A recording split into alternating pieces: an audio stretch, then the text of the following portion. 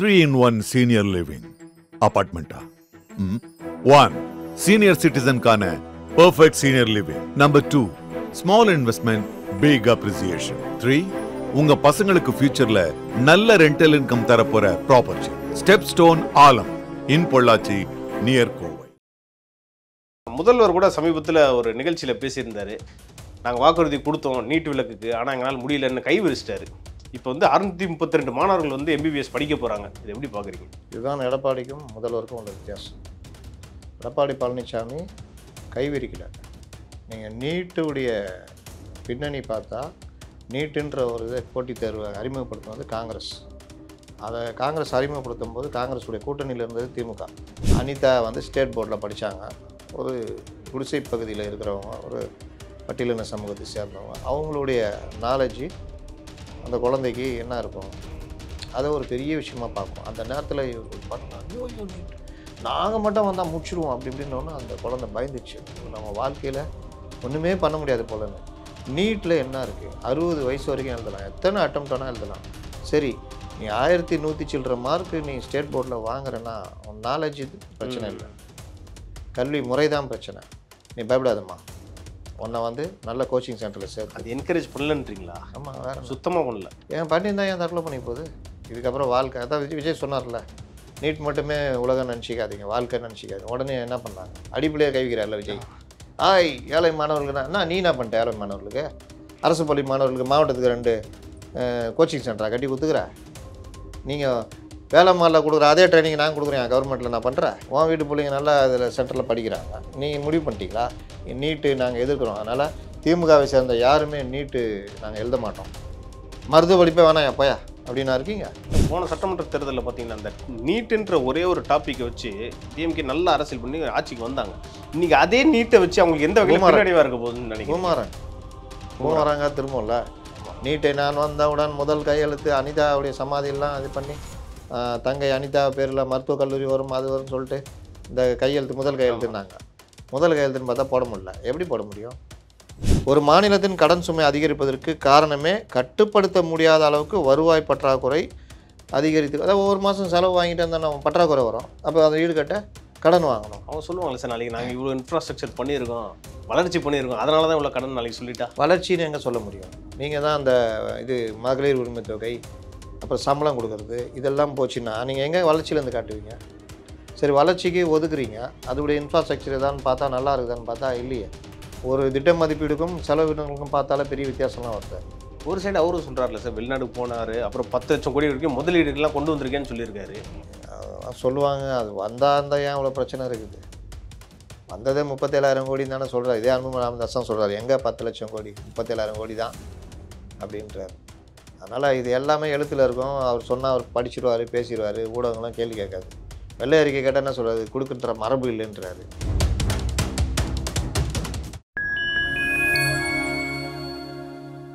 Fine time media நேயர்களுக்கு வணக்கம். இன்று நம்மோடு இணைந்திருப்பவர் மூத்த பத்திரிகையாளர் திரு அப்துல் முத்தலீப் அவர்கள். வாருங்கள், அவரிடம் அரசியல் சார்ந்த பல்வேறு கேள்விகளை முன்வைக்கலாம். வணக்கம் சார். வணக்கம் சார். நடப்பாண்டுக்கான மருத்துவ படிப்புக்கான கவுன்சிலிங் ஸ்டார்ட் ஆகிருக்கு சார். இந்த கவுன்சிலிங்கில் எந்த ஆண்டும் இல்லாத வகையில் அதாவது 632 மாணவர்கள் மருத்துவ படிப்பு போய் படிக்க போகிறாங்க. இதில் என்ன விஷயம்னா, முதல்வர் கூட சமீபத்தில் ஒரு நிகழ்ச்சியில் பேசியிருந்தார். நாங்கள் வாக்குறுதி கொடுத்தோம் நீட் விலக்குக்கு, ஆனால் எங்களால் முடியலன்னு கை விரிச்சிட்டாரு. இப்போ வந்து 632 மாணவர்கள் வந்து எம்பிபிஎஸ் படிக்க போகிறாங்க. இது எப்படி பார்க்குறீங்க? இதுதான் எடப்பாடிக்கும் முதல்வருக்கும் உள்ள வித்தியாசம். எடப்பாடி பழனிசாமி கைவிரிக்கல. நீங்கள் நீட்டுடைய பின்னணி பார்த்தா நீட்டுன்ற ஒரு இதை போட்டித் தேர்வை அறிமுகப்படுத்துவது காங்கிரஸ். அதை காங்கிரஸ் அறிமுகப்படுத்தும் போது காங்கிரஸுடைய கூட்டணியில் இருந்தது திமுக. அதற்கு பிறகு அதோடைய இந்த கெஸ்டேஷன் பீரியடுன்னு சொல்லுவாங்க, கரு உருவாகுதல்னு சொல்லுவாங்க, அது மாதிரி கெஸ்டேஷன் பீரியடு. அந்த பீரியடு அப்படியே நகர்ந்து அதுக்கு பிஜேபி கவர்மெண்ட் வந்துடுது. கவர்மெண்ட் பாலிசின்றது எப்பவுமே ஒன்று தான், அரசுகள் மாறும், பாலிசிகள் மாறாது. அதில் போட்டித் தேர்வுன்றதை இவர்கள் இன்னும் கொஞ்சம் செழுமைப்படுத்தி கொண்டு வராங்க. இதில் ஜெயலலிதா இங்கெல்லாம் வந்து டைம் கேட்குறாங்க, எங்களுக்கு விலக்கு வேணும், டைம் வேணும்னா டைம் கொடுக்குறாங்க. இந்த நேரத்தில் ஜெயலலிதாவும் இறந்து போகிறாங்க, அந்த டைம் பீரியடும் முடியுது. அப்போது அமல்படுத்துகிறாங்க. அந்த நேரத்தில் இவங்க என்ன பண்ணுறாங்கன்னா, இது ரொம்ப வாசகர்கள் கரெக்டாக புரிஞ்சுக்கணும். அந்த நேரத்தில் எல்லா மாநிலங்களும் இது இந்தியாவில் ஏற்றுக்கிட்டாங்க. இங்கே ஜெயலலிதா இருந்த வரைக்கும் அந்த பீரியடில் அது விலக்கு இருந்தது. அந்த கேப்பில் இந்த மாணவர்களை தயார்படுத்துகிற வேலை இதெல்லாம் பண்ணியிருக்கணும். சரி, நமக்கு விலக்கு கிடைச்சிடும்ன்ற மாதிரி என்ன நம்பிக்கையில் இருந்தாங்களோ தெரில.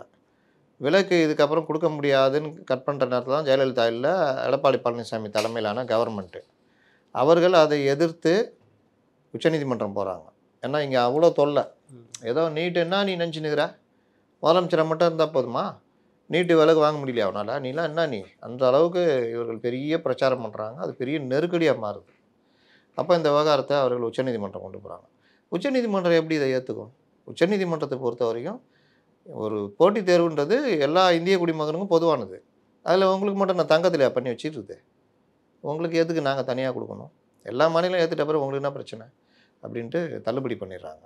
அதற்கு இவர்கள் என்னென்ன துள்ளாங்க தெரியுமா? இல்லாத நெருக்கடி கொடுத்து அடிமை, ஒன்றுக்கும் லாய்க்கில், வேலைக்கு லாய்க்கு இருக்கியா நீ அப்படின்ற அளவுக்குலாம் பேசுனாங்க.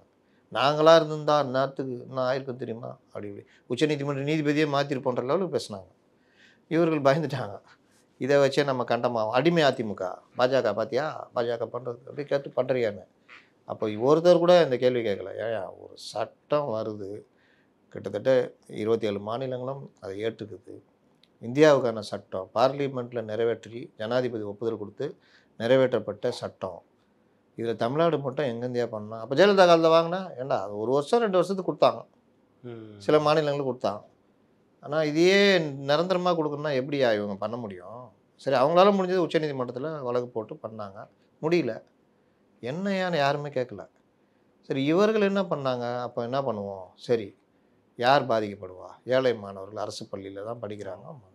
சரி, அவங்களுக்காக ஒரு இடஒதுக்கீடே கொண்டு வந்துடுவோம் அப்படின்னு 7.5%. அதுக்கு இவங்க என்ன பண்ணாங்க?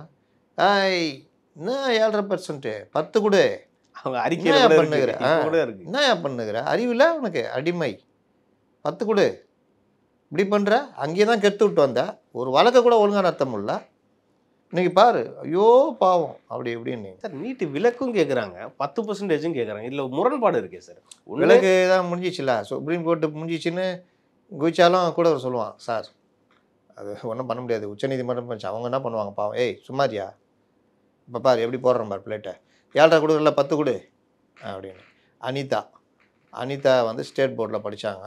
ஒரு குடிசை பகுதியில் இருக்கிறவங்க, ஒரு பட்டியலின சமூகத்தை சேர்ந்தவங்க. அவங்களுடைய நாலேஜு அந்த குழந்தைக்கு என்ன இருக்கும், அதை ஒரு பெரிய விஷயமா பார்க்கும். அந்த நேரத்தில் இவர்கள் ஐயோ நீட் நாங்கள் மட்டும் வந்தால் முடிச்சிடுவோம் அப்படி இப்படின்னோன்னு அந்த குழந்தை பயந்துச்சு. ஐயோ நம்ம வாழ்க்கையில் ஒன்றுமே பண்ண முடியாது போலன்னு.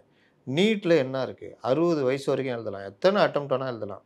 சரி, நீ 1100 சில்லற மார்க்கு நீ ஸ்டேட் போர்டில் வாங்குறேன்னா உன் நாலேஜ் இது பிரச்சனை இல்லை, கல்வி முறை தான் பிரச்சனை. நீ பயப்படாதம்மா, உன்னை வந்து நல்ல கோச்சிங் சென்டரில் சேர்த்து. அது என்கரேஜ் பண்ணலன்றீங்களா? ஆமாம், வேறு சுத்தமாக பண்ணல. ஏன் பண்ணியிருந்தா ஏன் தற்கொலை பண்ணி போகுது? நல்ல ஒரு கோச்சிங் கொடுத்து நான் பண்ணுறேம்மா, நீ தைரியமாக இரு அப்படின்னா ஓகே. அதை வச்சுட்டு கேஸ் போட வச்சுக்கிட்டு உச்சநீதிமன்றம் அதன்னு கூப்பிட்டு சுற்றினா ஒரு நாள் அந்த பொண்ணு என்ன முடிவு பண்ணிச்சே தெரில, தற்கொலை பண்ணிச்சு. அதை வைத்து மிகப்பெரிய அரசியல். என்ன அரசியல்? இவங்களால தான் செத்துட்டாங்க, இதனால தான் அப்படி இப்படின்னு. அது ஒரு பெரிய இஷ்யூ ஆகி எல்லாம் விஜயிலேருந்து எல்லாம் போயிட்டு இது பண்ணாங்க. தற்கொலையை நாம் ஏற்றுக்கொள்ளவில்லை. அனிதாவின் இழப்பு துக்ககரமான விஷயம். எத்தனையோ மாணவர் எத்தனை அதுக்கு பிறகு. அப்போது குழந்தைகள் வந்து அதுங்களுக்கு தெரியாது. இதுக்கப்புறம் வாழ்க்கை, அதான் விஜய் சொன்னார்ல, நீட் மட்டுமே உலகம் நினச்சிக்காதீங்க, வாழ்க்கை நினச்சிக்காதீங்க. உடனே என்ன பண்ணாங்க, அடிப்படையாக கைவிக்கிறார்ல விஜய். ஏழை மாணவர்களுக்கு என்ன நீ என்ன பண்ணிட்ட, ஏழை மாணவர்களுக்கு அரசு பள்ளி மாணவர்களுக்கு மாவட்டத்துக்கு 2 கோச்சிங் சென்டராக கட்டி கொடுத்துக்கிற, நீங்கள் வேலை மாலில் கொடுக்குற அதே ட்ரைனிங் நான் கொடுக்குறேன் கவர்மெண்ட்டில் நான் பண்ணுறேன். உன் வீட்டு பிள்ளைங்க நல்லா அதில் சென்டரில் படிக்கிறாங்க, நீங்கள் முடிவு பண்ணிட்டீங்களா நீட்டு நாங்கள் எதிர்க்கிறோம், அதனால் திமுகவை சேர்ந்த யாருமே நீட்டு நாங்கள் எழுத மாட்டோம், மருத்துவ படிப்பே வேணாம் எப்போயா அப்படின்னா இருக்கீங்க. அப்போது உங்கள் வீட்டு பிள்ளைங்க மற்றவர்கள் வீட்டு பிள்ளைங்களும் நல்லா படிக்குது, வசதி படைத்தவர்கள் அதுக்கேற்ற கோச்சிங் சென்டரு. அரசு பள்ளி மாணவர்களுக்கு இவங்க 7.5% கொடுக்குறாங்க. அதில் நீட்டில் எழுதுனதில் பர்சன்டேஜில் 7.5% வருது. ஆனால் 7.5% சட்டமாக கொண்டு வரும் பொழுது ஆளுநர் ஒப்புதல் கொடுக்கல. முன்னாடி இருந்தார் புரோஹித், பன்வாரிலால் புரோஹித். அப்போ இவர்கள் அதுக்கு ஒரு சிறப்பு சட்டம் போட்டு அதிமுக அதை கொண்டு வந்து பண்ணுறாங்க. அப்புறம் அவர் கையெழுத்து போட்டுறாரு. அந்த 7.5% நீங்கள் மொதல் தடவை பார்த்தா 40 பேர் தான். எது இவங்க சொல்கிற நீட் இல்லாத பொழுது, நீட்டு வந்து ஏற்றத்தாழ்வுகளை குறைச்சது, எல்லாரும் புரிஞ்சுக்கணும். நீட்டில் மார்க்கு ஸ்டேட் கவர்மெண்ட்டோ ஐயோன்னு கொந்தளிக்கிறாங்களே, 40 பேர் தான் வருஷத்துக்கு மருத்துவக் கல்லூரி போனாங்க. அதை மீறி போகிறவங்கெல்லாம் என்னதான் நீ கவர்மெண்ட் ஸ்கூலில் படித்தாலும் துட்டு செலவு பண்ணணும். ப்ரைவேட்டு காலேஜ் எவ்வளோ பண்ணணும்? கோடிகளில். நீட்டு அப்படி கிடையாது, 15 லட்சம் தான். மீதிக்கு எக்ஸ்ட்ரா வாங்கினா தெரியாமல் கேட்டு வாங்குது. எப்படி டாஸ்மார்க்கில் 10 ரூபா கேட்டு வாங்குறான்ல, அந்த மாதிரி கொஞ்சம் பார்த்து போட்டு கொடுங்க, ஒரு 10 லட்ச ரூபா போட்டு கொடுங்க, எவ்வளோ வசதி பண்ணி கொடுத்துக்குறோம். என்னங்க 15 லட்சம் கவர்மெண்ட்டு, ஏங்க அப்படிலாம் பார்த்தா முடியுமா? நீங்கள் இல்லைன்னா கொஞ்சம் நவருங்க, அவர் 25 லட்ச ரூபா கொடுக்க ரெடியாக இருக்காரு. நான் வெளியே போய் சொல்லிட்டு டொனேஷன் சார், அது பேர் டொனேஷன். இப்படிலாம் கெஞ்சி கேட்டு தான் வாங்குற மாதிரி. முன்ன வாங்கினது டொனேஷன் தானே. ஆமாம். ஆனால் இவ்வளோதான் இஷ்டந்தா ஏரியில் போ அப்படின்னு. அப்போ இந்த கல்லூரி நடத்துகிறவர்கள் இந்த பார்ட்டிங்கெல்லாம் கொள்ளடிச்சிருந்தது. நீட்டு வந்து அதை காலி பண்ணி விட்டுச்சு. அது ஒரு பெரிய கோபம் அவங்களுக்கு. இதுக்கு பின்னாடி அவ்வளோ பெரிய அரசியல் இருக்குது. அப்போ ஏழை வீட்டு பிள்ளைகள் ஒழுங்காக படித்து நீ எது வேணால் இன்னும் பண்ணிக்கோ, ஃபஸ்ட் அட்டம்ப்ட்லேயே அடிச்சு நவுத்திட்டு 8000 ரூபா ஃபீஸு கவர்மெண்ட் காலேஜில், வெறும் 8000 ரூபா.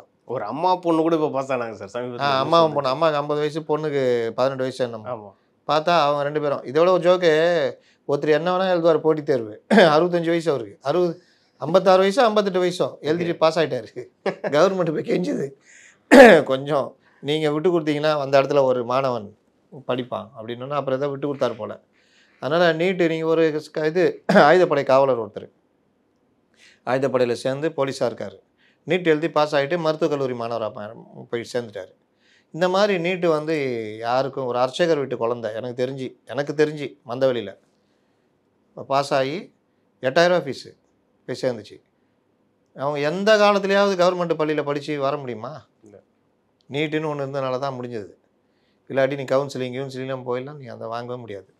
அப்போது அந்த மாதிரி விஷயங்களில் இது வந்து நடந்த விஷயங்கள் சொல்கிறேன், நல்லது. இந்த மாதிரி இதில் 7.5 10 ஆகணும்னு நாங்கள் இவங்க கேட்டாங்களா இல்லையா? தேர்தல் அறிக்கையில் சொன்னாங்களா இல்லையா? அநேகமாக அடுத்த வருஷம் ஜனவரி மாதம் நாங்கள் நீட்டுக்கு 10% ஆக்குறது பரிசீலனையில் இருக்குதுன்னு சொன்னாலும் சொல்லுவாங்க. 4 வருஷம் முடிஞ்சிச்சு சார். அது எவ்வளோ விஷயம் சொல்கிறாங்க. எல்லாம் யாரும் கேட்குறாங்களா 4 வருஷம் முடிஞ்சிச்சேன்னு? இப்போ கூட உரிமை தொகையை நீங்கள் அப்ளை பண்ணினா கொடுப்பேன்றாங்க. ஜனங்க நம்பி தானே அப்ளை பண்ணிக்கிட்டு இருக்குது. அதனால் அது ஒரு பார்ட் வச்சுக்கோ. இப்போது என்ன இதுனா, மாணவர்கள் ஆரம்பத்தில் இது சொன்னால் எப்படி ஒரு இது கருத்தை உருவாக்குனாங்க, ஐயோ தமிழ் இங்கே இருக்கிற சிலபஸ்ஸு பிரச்சனை, மாணவர்கள் வந்து என்ன பண்ணுவாங்க பாவங்க ஒன்று. சிலபஸ் பிரச்சனை, சிலபஸை மாற்றுப்பா. ஒரு 9ஆம் கிளாஸ்லேருந்து ஃபஸ்ட்டு குரூப் மட்டும் தானே மாற்ற போகிறீங்க, காமர்ஸ் குரூப்பாக மாற்ற போகிறீங்க? ஃபஸ்ட்டு குரூப் சயின்ஸ் குரூப் மட்டும் மாற்ற போகிறீங்க. என்சிஆர்டி சிலபஸை அதில் கொஞ்சம் கொண்டு வந்து இதெல்லாம் படிச்சிங்கப்பான்னு 9ஆவது மாத்திரம் 9ஆவது 10ஆவது 11 12ன்னு அவங்க தயாராகிடும், பிள்ளைங்க தயாராகும். நம்ம பிள்ளைங்களுக்குலாம் ஒரு மாநில கல்விக் கொள்கை இப்போ நம்ம பிள்ளைங்களுக்குலாம் பிரச்சனையே இல்லை, அறிவுலாம் கம்மிலாம் கிடையாது. அப்போது அடித்தான் அடித்தான் யார்? நீட்டில் டாப்பரு, வருஷம் தமிழன் தான் வந்துன்னுக்குறான். அப்போது கவர்மெண்ட் பிள்ளைங்களுக்கு 7.5% இன்றைக்கி அந்த கட் ஆஃபு இதுக்குள்ளே பார்த்தா 600 சில்லற இந்த வருஷம். அது எப்படி வந்துச்சுன்னா 200 300 400 600, அடுத்த வருஷம் இன்னும் கூட தெரியும். அப்போ இது வந்து நீட்டுன்றது இந்த குழந்தைகளுக்கு ஒரு மேட்டரே கிடையாது. அவர்களுக்கு ட்ரைனிங் கொடுத்து சிலபஸையும் சரி பண்ணால் டாப்பில் வருவான். இங்கே மட்டும் இல்லை, உத்தரப்பிரதேச மருத்துவக் கல்லூரியிலும் போய் சேருவான். அந்த அளவுக்கு அவனால் இது பண்ண முடியும். சார், போன சட்டமன்ற தேர்தலில் பார்த்தீங்கன்னா அந்த நீட்டுன்ற ஒரே ஒரு டாப்பிக்கை வச்சு டிஎம்கே நல்ல அரசியல் பண்ணி ஆட்சிக்கு வந்தாங்க. இன்றைக்கி அதே நீட்டை வச்சு அவங்களுக்கு எந்த வகையில் பின்னடைவாக இருக்க போகுதுன்னு நினைக்கிறேன். பூமராங்க திரும்பல. நீட்டை நான் வந்தவுடன் முதல் கையெழுத்து அனிதாவுடைய சமாதியெல்லாம் இது பண்ணி, தங்கை அனிதா பேரில் மருத்துவக் கல்லூரி வரும் அது வரும்னு சொல்லிட்டு இந்த கையெழுத்து முதல் கையெழுத்துனாங்க. முதல் கையெழுத்துன்னு பார்த்தா போட முடியல. எப்படி போட முடியும்?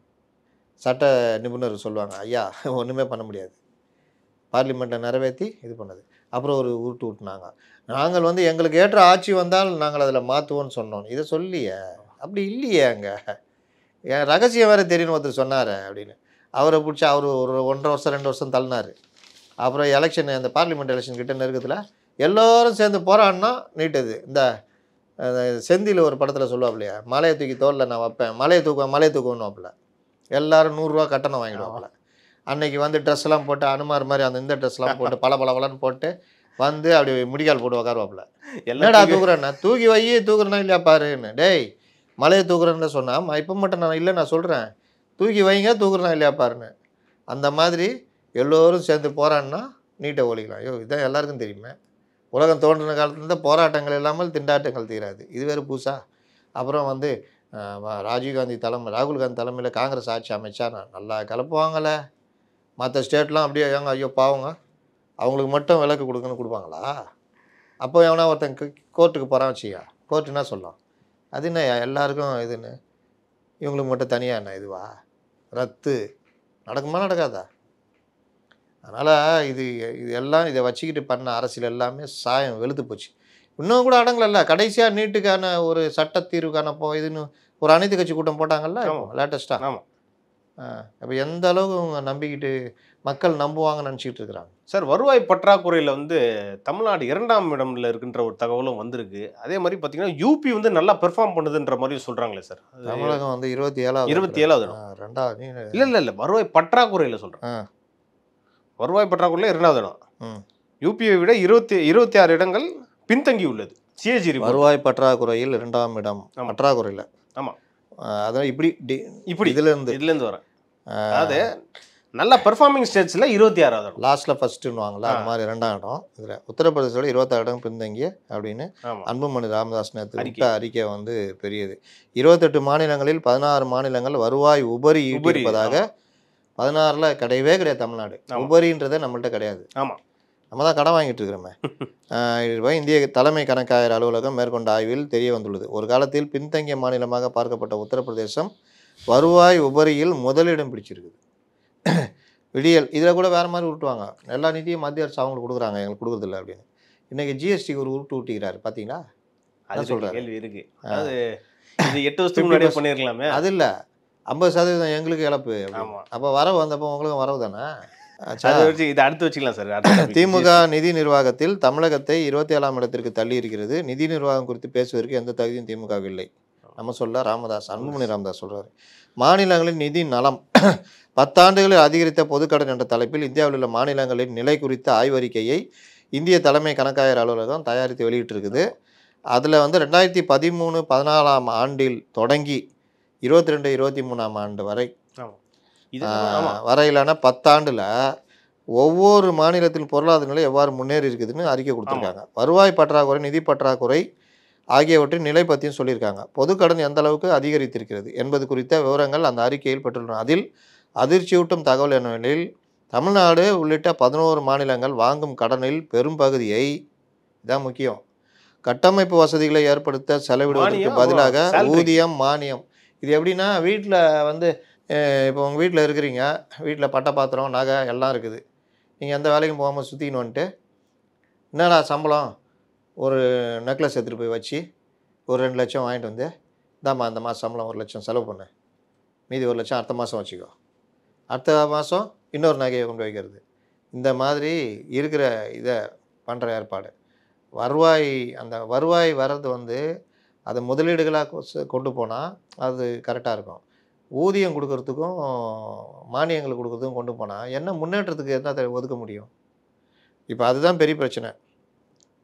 அதாவது திமுக அரசு கடன் வாங்கி தான் அதன் அரசு ஊழியர்களுக்கு, அதன் ஊழியர்களுக்கு மானியம், ஊதியம். எவ்வளோ டேஞ்சர். இன்னொன்று, இவ்வளோ கடன் வாங்கியிருக்காங்கல்ல, இந்த கடனுக்கான வட்டி இருக்குல்ல, அது பெரிய தொகை நம்மளது போய்கிட்டு இருக்குது. கடன் அடைச்சா தானே. அப்போ வட்டின்றது, இப்போ ரொம்ப பேர் பார்த்தா கடன் வாங்கியிருப்பான், கடனே அடைக்க முடியாது, வட்டி மட்டும் கட்டிகிட்டு இருப்பான். வருமானத்தில் பெரிய அளவு வட்டி. வீட்டு கடன் வாங்குறோம்ல, அதில் ஒரு குறிப்பிட்ட 15-30 வருஷம்னா 15 வருஷம் வட்டி மட்டும் கட்டிகிட்டு இருப்போம். நடுவில் கட்ட முடியல, ஜப்தினா முடிஞ்சுது, சார் இவ்வளோ கட்டிக்கிறேண்ணே, அதெல்லாம் வட்டி. 15ஆவது வருஷத்துலேருந்து தான் அசலில் கழிய ஆரம்பிக்கணுவாங்க. அந்த மாதிரி வட்டி மட்டுமே கட்டுறது தமிழ்நாடு கவர்மெண்ட்டு 30,000 கோடியே நம்ம வட்டிக்கு கொடுக்குறாங்கன்னு நினைக்கிறேன். ஒவ்வொரு மாநில அரசுக்கும் வருவாய் செலவுகள், மூலதன செலவுகள் என 2 வகையான செலவுகள் உள்ளன. இவற்றில் ஒரு அரசின் நிர்வாகம் மற்றும் இயக்க செலவுகள் வருவாய் வரவுகளிலிருந்து தான் செய்யப்பட வேண்டும். மூலதன செலவுகளுக்காக மட்டும்தான் கடன் வாங்கப்பட வேண்டும் என்பது கோல்டன் ரூல். அப்படியானால் வருவாய் செலவுகள் அனைத்தும் வருவாய் வரவுக்குள் கட்டுப்படுத்தப்படணும். எவ்வளோ வருதோ, இப்போ ஒரு மாதம் நம்ம வீட்டுக்கு வருமானம் வருதுன்னா எவ்வளோ சம்பளம் வாங்குறோமோ அதுக்குள்ளே தான் செலவு பண்ணணும். 1 லட்ச ரூபா சம்பளம் வாங்கிட்டு 20,000 ரூபா சம்பளம் வாங்கிட்டு 1 லட்ச ரூபா செலவு பண்ணால் 80,000 ரூபா துண்டு விடும். அந்த 80,000 ரூபா வெளியில் கடன் வாங்கினா கடனுக்கான வட்டியை கட்டணும், கடனும் நிற்கும். இப்படி ஒவ்வொரு மாதம் பண்ணனா ஆகும். இன்னொரு வீட்டில் 20,000 ரூபானா ஒரு 18,000 ரூபா செலவு பண்ணி 2,000 ரூபா எடுத்து வைக்கிறது. ஒரு 2 வருஷம் கழித்து பார்த்தா இவனுக்கு பார்த்தா கடனில் பயங்கரமாக மூழ்கி போய் வட்டி கட்டிக்கிட்டு வர்ற வருமானத்தையும் இது பண்ண முடியாமல் கிடப்பான். இவன் பார்த்தா 2,000 சேர்த்து வச்சு ஏதோ இந்த பொம்பளைங்க வீட்டுக்காரங்க கொடுக்குறத சேர்த்து வச்சு நகை வாங்கி இது பண்ணுவாங்கல்ல. ஆமா. சில வீட்டில் வந்து இதோ இப்போலாம் தான் நடக்குது. நைட்டு போய் சாப்பிட்றது, இரவு நேர உணவு 2 மணிக்கு ஹோட்டல் போகிறது. அப்போ வரதெல்லாம் ஹோட்டலு அது இதுன்னு செலவழிச்சா என்ன நிற்கும் கையில்? ஒண்ணும் நிக்காது. சில பேர் கட்டுப்பிடித்தனமாக வீட்டில் தான் சாப்பிட்ணும், சாப்பாடு கட்டி தருவேன், மத்தியானம் சாப்பிடக்கூடாது, இந்த மாதிரிலாம் பண்ணி சேமித்து இது பண்ணுவாங்க. நம்ம வாழ்கிற வாழ்க்கை தானே, சேம் கவர்மெண்ட்டுக்கும் அது பொருந்தும். அந்த மாதிரி தான். அப்போ அவ்வாறு கட்டுப்படுத்தப்படாமல் வருவாய் செலவுகள் அதிகரித்தால் வருவாய் பற்றாக்குறை ஏற்படும். அது மோசமான நிதி நிர்வாகத்தின் அடையாளம். ஒரு மாநிலத்தின் கடன் சுமை அதிகரிப்பதற்கு காரணமே கட்டுப்படுத்த முடியாத அளவுக்கு வருவாய் பற்றாக்குறை அதிகரித்து, அதாவது ஒவ்வொரு மாதம் செலவு வாங்கிட்டு இருந்தால் பற்றாக்குறை வரும். அப்போ அதை ஈடுகட்ட கடன் வாங்கணும். அவங்க சொல்லுவாங்களே சார், நாளைக்கு நாங்கள் இவ்வளோ இன்ஃப்ராஸ்ட்ரக்சர் பண்ணியிருக்கோம், வளர்ச்சி பண்ணியிருக்கோம், அதனால தான் இவ்வளோ கடன் நாளைக்கு சொல்லிட்டா. வளர்ச்சின்னு எங்கே சொல்ல முடியும்? நீங்கள் தான் அந்த மகளிர் உரிமை தொகை, அப்புறம் சம்பளம் கொடுக்கறது, இதெல்லாம் போச்சுன்னா நீங்கள் எங்கே வளர்ச்சியிலேருந்து காட்டுவீங்க? சரி, வளர்ச்சிக்கு ஒதுக்குறீங்க, அதோடைய இன்ஃப்ராஸ்ட்ரக்சர் எதான்னு பார்த்தா நல்லா இருக்குதான்னு பார்த்தா இல்லையே. ஒரு திட்ட மதிப்பீடுக்கும் செலவினங்களுக்கும் பார்த்தாலே பெரிய வித்தியாசம்லாம் வருது. அது ஒரு பெரிய விஷயமா மாறிக்கிட்டே போகுது இல்லை. 8 கோடி ரூபாய்க்கு ஒரு பாலம் கட்டலான்னா பாலம் கட்டி முடிக்கும் போது பார்த்தா 16 கோடியாக இருக்கும். இதே ஸ்டாலின் அவர் ஆட்சி காலத்தில் பாலம் கட்டுறதுக்கு அப்பா கிட்ட வாங்கின காசில் மிச்சப்படுத்தி கொண்டு போய் கொடுத்தாரு, சென்னையில் பாலம் கட்டி. அது ஒரு இது அவருடைய ஆட்சி, அவருடைய நிர்வாகத்துக்கு ஒரு சிறப்பாக பார்க்கப்பட்டது. இந்தியாவில் உள்ள 28 மாநிலங்களும் 16 மாநிலங்கள் வருவாய் செலவுகளை வருவாய் வரவுக்குள் கட்டுப்படுத்தி வருவாய் உபரியை ஏற்படுத்தி உள்ளது. அவற்றில் நான் இங்கேயே நடந்திருக்கோம், பிடிஆரை போட்டு வச்சுருந்தா பண்ணியிருப்பார் சார். அவர் இருந்து அதை கண்டிப்பாக பண்ணியிருப்பாரு. அவர் தான் வருவாய் உபரி கொண்டு வந்தார், 2000 கோடி அப்படிலாம் காமிச்சார். அவர் உபரி இது காமிச்சார், அவர் தூக்கி போட்டிங்க. நிதி மேலாண்மைன்றது ஒரு பெரிய நாலேஜ் வேணும். அது எல்லாரும் போய் தான் பண்ணிகிட்டு இருக்க முடியாது. அவர் பெரிய எக்கனாமிஸ்ட் வேறு. அவர் நீங்கள் ஒரு வீட்டில் ஒரு ஒய்ஃபு பண்ணிகிட்ருக்காங்க, செலவு கட்டுப்படுத்தி பண்ணிகிட்ருக்காங்கன்னா திடீர்னு கணவர் கோவம் வருது, நீ என்ன பண்ணுற? நான் பையனை கூப்பிட்டு, மூத்த பையனை கூப்பிட்டு, டேய் வரவு செலவு மாதம் சம்பளம் கொண்டு கொடுத்துருவோம், நீயே பார்த்துக்கிடானோன்னா அவன் செலவு பண்ணுவான், கண்டதை பண்ணுவான். எல்லாம் பார்க்கறதுக்கு செலவு கரெக்டாக இருக்க மாதிரி தான் இருக்கும். ஆனால் தேவையற்ற செலவுன்னு ஒன்று இருக்குல்ல, அது கட்டுப்படுத்துகிற இதுதான் நிதி மேலாண்மைன்றது. அப்போது செலவு என்னப்பா இதெல்லாம் வாங்கினேன் கரெக்டு தானே, அது வாங்கினேன் கரெக்டு தானே, இது வாங்கினேன் அது வாங்கினேன், இது தேவையா தேவையில்லையா அப்படின்றதுலாம் லாஸ்ட்லாம் ஆகும். பணம் வரவும் செலவும் ஈக்குவலாக இருக்கும். சில நேரம் வரவு கம்மியாகி செலவு ஜாஸ்தியாக இருக்கும். அப்போது அது ஈடுகட்டுறதுக்கான நாலேஜ் வேணும். அதுதான் மேலாண்மைன்றது. இந்தியாவில் உள்ள 28 மாநிலம் 16 மாநிலம் சொல்கிறாங்கல்ல, அவற்றில் உத்தரப்பிரதேசம் 2022-23 ஆண்டில் 37,000 கோடி ரூபாய் வருவாய் உபரி ஈட்டியுள்ளது. உத்தரப்பிரதேசம் அடுப்படியாக குஜராத் 19,800 சில்லற, ஒடிசா 19,450 கோடி, ஜார்க்கண்டு என்ன கேவலமாக பேசுவோம் நம்மலாம் 13,000 கோடி, கர்நாடகா காங்கிரஸ் கவர்மெண்ட்டு 13,000 கோடி, சத்தீஸ்கர், தெலுங்கானா, உத்தரகாண்ட், மத்திய பிரதேசம், கோவா கூட அருணாச்சலம் அவங்கள 3,000 கோடி உபரி பண்ணிக்கிறான். அருணாச்சலம், தெலுங்கானா அது இதுன்னு சொல்கிறாங்க. திரிபுரா, சிக்கிம் வருவாய் உபரி ஈட்டியிருக்குது. அதே நேரத்தில் வருவாய் பற்றாக்குறையுடன் 12 மாநிலங்கள் தடுமாறுகின்றன. அவற்றில் ஆந்திரத்துக்கு அப்புறம் நம்ம 2வது இடத்துல இருக்கோம். அதாவது உபரி காண்பிக்க முடியாமல் வருவாய் பற்றாக்குறையில் 2வது இடம். அதுதான் அந்த 2வது இடம். தெரியுமா, நாங்கள் தான் இந்தியாவில் 2வது இடம். எதில் அப்படின்ற கேள்வி வரணும். இதில் அவர் என்ன சொல்கிறேன்னா, ஒரு காலத்தில் மிகவும் பின்தங்கிய மாநிலம் பீமார் ஸ்டேட்னு சொல்லுவாங்கள்ல, பீகார், இமாச்சல பிரதேசம், அதான் அவங்களாம் இன்றைக்கி பார்த்தா உத்தரப்பிரதேசம், மத்திய பிரதேசம் ஆகியவையும் அவற்றிலிருந்து பிரிக்கப்பட்ட உத்தரகாண்ட், சத்தீஸ்கர் எல்லாமே இன்றைக்கி உபரி மாநிலங்களாக இருக்குது. பொருளாதார வளர்ச்சியில் சாதனை படுத்தி விட்டதாக கூறிக்கொள்ளும் திமுக அரசு ஆட்சி பொறுப்புக்கு வந்து 5 நிதிநிலை அறிக்கைகளை தாக்கல் செய்து போகணும். அவங்க ஒவ்வொரு வருஷமும் சொல்கிறாங்கல்ல, இந்த ஆண்டு பற்றாக்குறை இவ்வளோ இருக்கும் அப்படின்னு. ஆனால் அதோட டபுள் மடங்கு மேலே இருக்குது. 2020-24 13,000 சில்லற கோடியாக குறைக்க ட்ரை பண்ணியிருக்காங்க. இது அதிகமாக தான் இருக்குது. 50,000 ரூபா சம்பளம், 65,000 ரூபாவா அந்த மாதம் செலவு, வீட்டு செலவை இது பண்ணிக்கலாம். 80,000 போயிடக்கூடாது, 65,000 நிப்பாட்டுவோம்னாலும் அது இஷ்டத்துக்கு போயிருக்கு. எவ்வளோ போயிருக்குது? 18,000 கோடி ரூபா இலக்கு நிர்ணயிக்கப்பட்டு அது வந்து 37,000 கோடியாக இருக்குது. அதுக்கு இந்த வருஷம் வந்து 18,000 கோடியாக பண்ண இடத்துல 49,000 கோடி ரூபா ஆயிருக்குதுன்னு அன்புமணி சொல்கிறாரு. இது வந்து என்ன சொல்கிறது, இந்த மாதிரி இது இன்னொன்று என்ன சொல்கிறாங்கன்னா, ஒவ்வொரு மாநிலமும் அந்த வரவு உபரி இருக்குல்ல, உபரியும் கடன் வாங்கினாலும் அதை கொண்டு போய் இன்ஃப்ராஸ்ட்ரக்சரில் செலவு பண்ணுவாங்க. ஆனால் இங்கே வந்து அது இல்லை. தமிழ்நாட்டில் மாநில எப்படி சொல்கிறாங்கன்னா, ஒரு மாநிலத்தின் வளர்ச்சிக்கு உட்கட்டமைப்பு வசதிகள் மேம்படுத்த வேண்டியது தான் அவசியமாகும். அதற்காக தமிழக செலவழிக்கும் 57,230 கோடியை விட 3 மடங்கு அவன் செலவு பண்ணுறான் ஊபி. இங்கே வேறு கதை. அறிக்கை முழுசாக படித்தா டைம் இருக்காது. படிக்கணும்னா போய் அன்புமணி ட்விட்டரில் போய் படிச்சுக்கிட்டோம். இதை எடுத்து எந்த மீடியாக்களும் விவாதிக்க மாட்டாங்க. விவாதிக்கிறதுக்கும் அவர்களுக்கு பிரச்சனை. அதனால் வேறு இதை காமிப்பாங்க. இல்லை சார், என்னன்னா ஒரு இன்ஃப்ராஸ்ட்ரக்சர், அதாவது நீங்கள் சொன்னீங்க மானியம், அப்புறம் அந்த அவங்க அரசு ஊழியர்களுக்கான சேலரிக்கே இவங்க கடன் வாங்கி தான் பண்ண வேண்டியதாக இருந்துச்சுன்னா கடன் வாங்கலாம். இப்போ தமிழோட நிலைமை என்ன சார்? அப்போ கடன் வாங்கலன்னா சம்பளம் போட முடியாது. நடுவில் ஜக்மோகன் கவர்மெண்ட்டு அந்த கதியாச்சு. சம்பளம்லாம் போட முடியாது, பிரச்சனை ஆச்சு. இப்போவும் ஆந்திரா கவர்மெண்ட்டு நான் சந்திரபாபு நாயுடு வந்தும் சரி பண்ண முடியாத நிலைமை. அதனால தான் அவங்க முதல் இடம், நம்ம 2வது இடம். அதனால் கடன் வாங்குறதுலேயும் அனுமதிக்கப்பட்ட அளவுன்னு ஒன்று இருக்குது. ஆமாம், மத்திய அரசு தான் அனுமதி கொடுக்கும். நீங்கள் போய் வேர்ல்டு பேங்க்கில் இஷ்டத்துக்கு கடன் வாங்க முடியாது. ஓகே.